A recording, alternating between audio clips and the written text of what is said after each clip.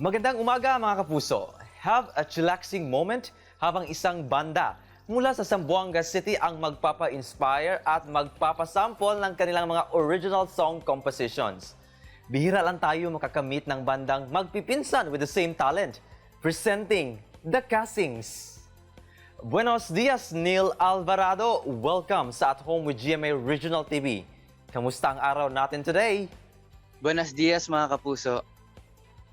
Neil, please share with our kapuso kung paano ba nagsimulang mabuo ang bandang The Casings. Nagsimula siya, una kami dalawa ng pinsan ko, si Sir Dave Alvarado.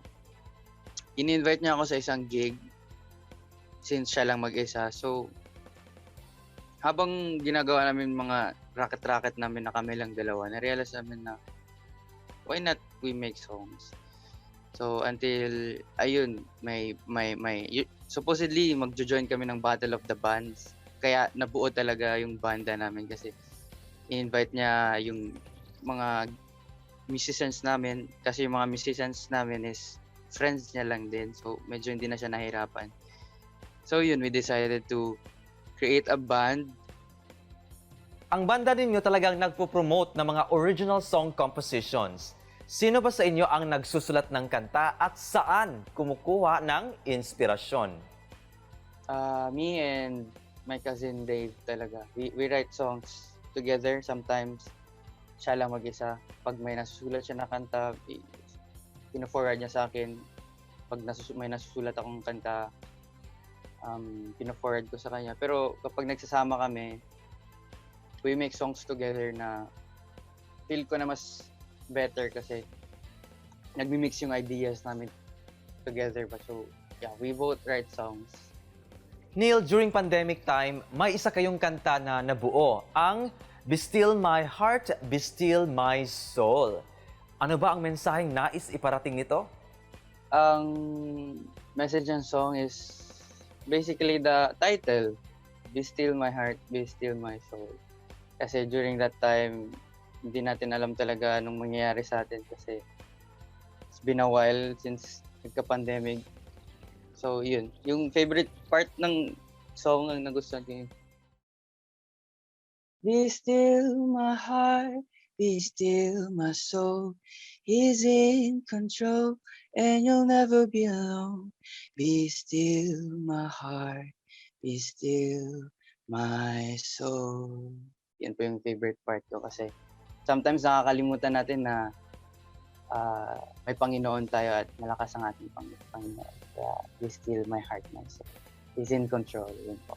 Yes, Neil, that's pretty amazing.